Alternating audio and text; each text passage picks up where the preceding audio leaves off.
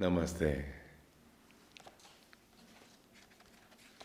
In stanza 49, Krishna says, action performed with desire for the fruits is greatly inferior to action guided by wisdom. Therefore, O Dhananjaya, seek in everything to be guided by wisdom. Misery attends actions performed for their fruits.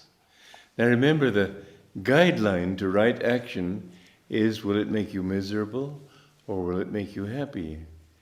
I may think that by overfeeding myself, I'm making myself happy, but then I get a stomachache and I'm quite unhappy. I may think that by taking from somebody, I'll have something, he won't have it, but I'll be richer and I'll be better. But there's something inside us, because the impetus of the inclination of the ego is to expand. There's something inside us that when we shrink upon the ego, when we shrink upon ourselves, we suffer.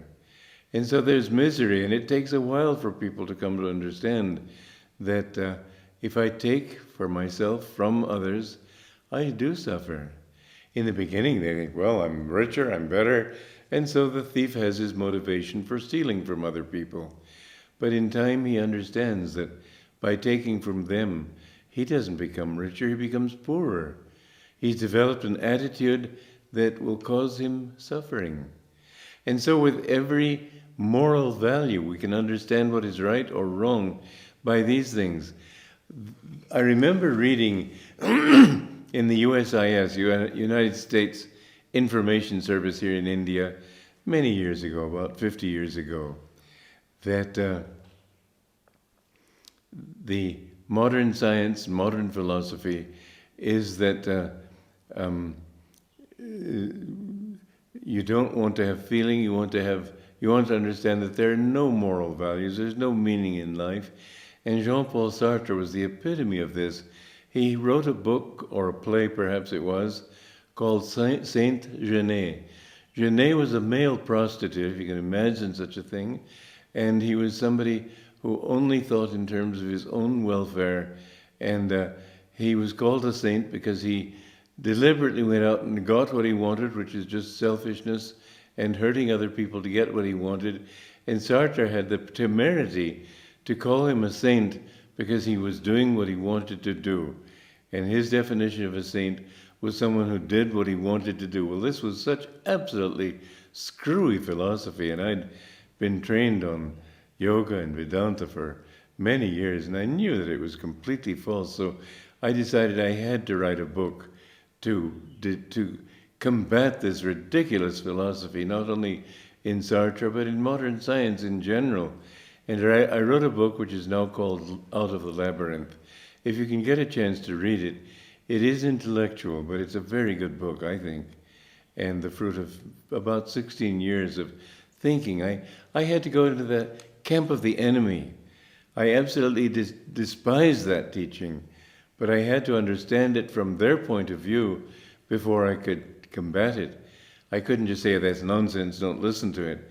I had to explain why it's nonsense. So I had to see their point of view.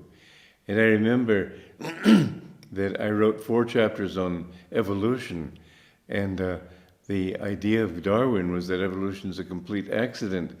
I remember I took these 4 chapters to somebody who was a professor of anthropology, retired from Stanford University, Leon Kolb he was, and I wanted to get some thought of his on a particular slant on this. For example, in fact this is the example, the fact that Jews in Europe don't look like Arabs, they don't look Semitic, they look European, they have white skin, in every way they could pass for normal Europeans, but people have thought that they're a race. And I said that I wanted him to say to me that it was their environment that changed their very coloring. But he said, no, that's not the case at all. He said that when the Jews came into Russia, they had converted whole villages to their religion, so it's not a racial thing anymore at all. So anyway, I was very glad to hear that, but then I tried to say to him that this is to answer a question raised by Darwin, that evolution is purely accidental. And he got very excited because he was strong in that dogma. He said, it's completely accidental. I tell you, it's completely accidental. This is all nonsense. And so he just was very sort of an explosive personality, and he exploded. Well, I said, look, just read these chapters, please, and then we'll talk about it. Yeah, all right, I'll read them, but I tell you, it's completely accidental. So I left him spluttering at the door and went home. And then I came back after 2 weeks, and he'd read them. He said, this is wonderful. He was Romanian, so he had a strange accent. This is wonderful. We will spread this teaching everywhere. So really, I think I'm onto a good thing with that teaching. But what I said was not, I didn't contest Darwin. What I said that there is some inclination in people, some consciousness that makes life want to evolve. That everything is consciousness. And even the atoms want to evolve, and worms don't want to remain in that way. And finally they reach up to the animal level, and there is some little sense of ego, but they keep wanting to evolve. It's the desire implanted in the individual. And he was quite excited by this, because of course Darwin is not wrong, but then Darwin is completely wrong, depending on the emphasis that you're giving his teachings. So in this book, I emphasize that everything finally is consciousness. And the main thing that I talked in this book was that there is a way to understand what is moral and what is not moral. Saint Genet was completely wrong. Yes, he may have done what he wanted, but he certainly was not happy. He could not have been happy. And Sartre himself was not happy. He could not have been happy. And so I showed that this teaching, first of all, I said, yes, morality is relative. As I've given the example, if Mahatma Gandhi were to have awakened one morning and decided, I'm tired of serving humanity, I want to become a millionaire, everybody, even materialists, would say he was making a big mistake. But if a lazy fellow got up off his bed of rest one day and decided to become a millionaire, even saints would say, this is good, this is what you need. Moral values are relative. What is right for you may not be right for me, because I may be at a level of evolution where I need something more than that. So it is relative, but it always depends on whether an action will make you more happy or less happy. And some actions, as Krishna is saying here, lead to misery. When you are attached to things, when you think, I'm the doer, or when you want the fruits of your action, you become miserable.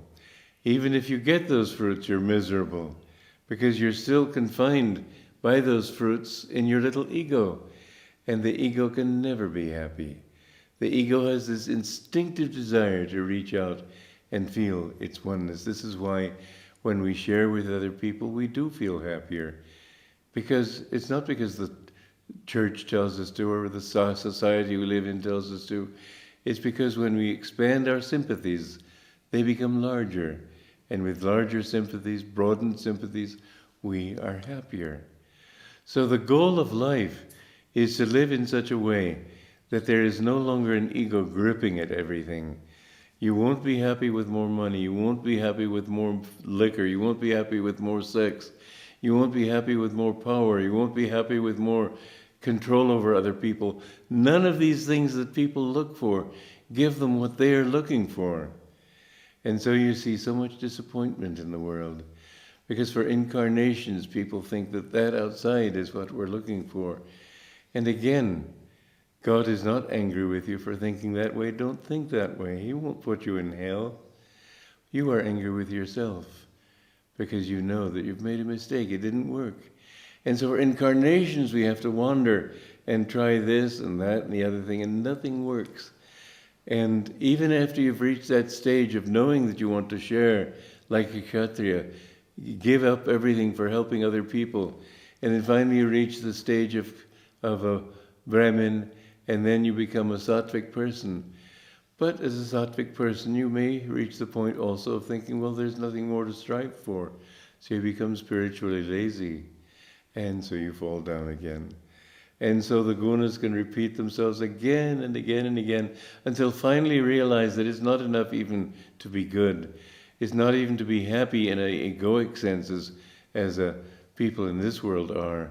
If they're sattvic, if they're good people, they are happy usually. But that kind of happiness is not enough.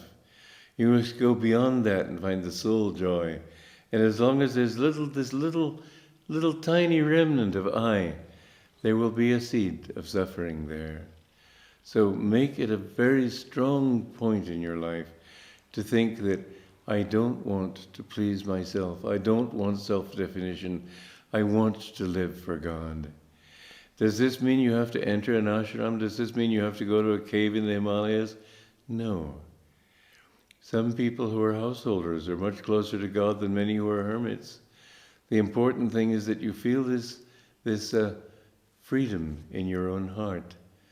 Lahiri Mahashaya gave that teaching. You know, he brought a whole new dispensation. This again is why I've created this order of Naya Swami. Because in the days of Shankaracharya, people didn't know that matter was energy. And therefore they thought that any manifestation of matter is something solid.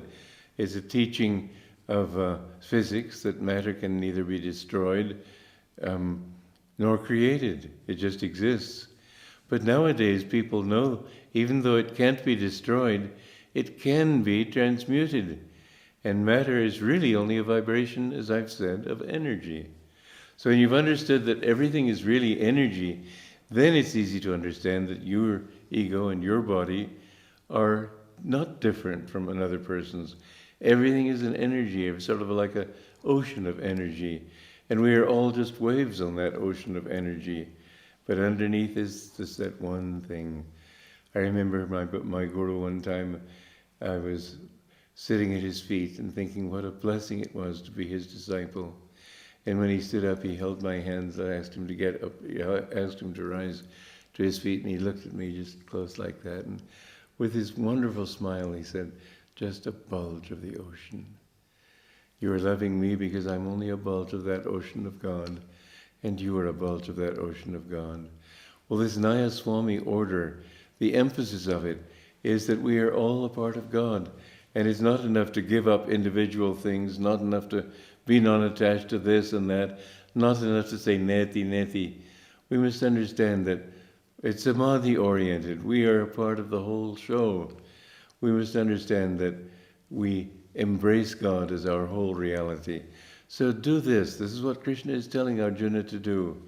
Embrace that as your reality, and you will find that bit by bit, nothing will touch you inwardly. But when you don't have that, then you are very free in yourself. Seek in everything to be guided by wisdom. Why? Because wisdom gives you joy. It is what keeps people in suffering is purely ignorance. We must get rid of this ignorant thought that I am an ego, that I am a body, that all these things. We need to look for wisdom. This is why my guru said, stupid people won't find God. You have to use your discrimination. You have to understand. And people who are not of that nature, I remember one person, I asked her, what is Christ consciousness? Her answer was, Christ consciousness is when you love everybody as your brother and sister. Well, to me that was ridiculous. It's much more within that. You have to feel that you are one with them before you can feel that they're your brothers and sisters. I just felt, well, she doesn't have the wisdom to understand this truth. But the truth is that all people are one. This is why I had that wonderful experience with St. Francis. And he said that to find that sweetness that he felt in himself, that I felt in communion with him, one must not judge anybody. One must feel that they all belong to you. But in not judging and feeling that they don't belong to you, you finally discover that, yes, they are you. You are a part of them, they are a part of you.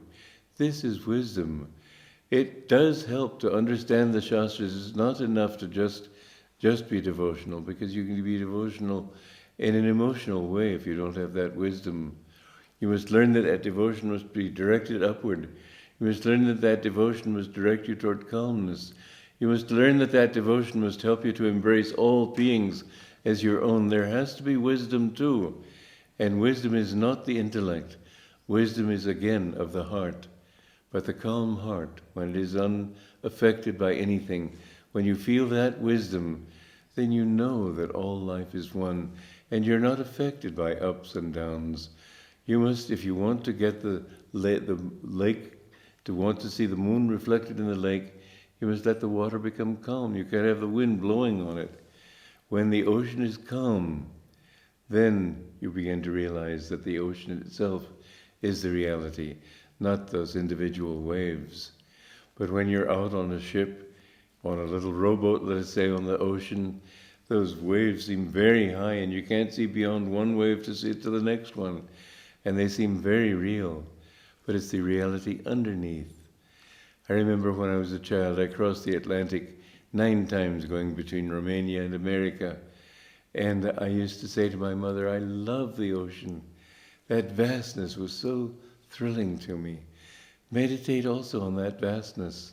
Feel that in all the experiences of life, everything is a wave, and feel that you are a part of that ocean, and that wave is just a little expression of your own self. Feel that you are that ocean.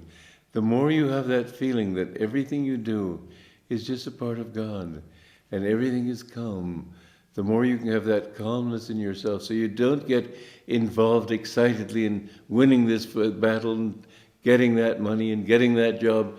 Everything you do, I have found in my life that if I am not attached to the fruits of what I am doing, I am much more likely to get what I need, maybe also what I want, because then my mind is calm and I can see where I should go, what I should do. I can make right decisions. This again is what Krishna means when he says, be guided by wisdom. That wisdom will always show you where your right path is to inner freedom and inner bliss. Joy to you.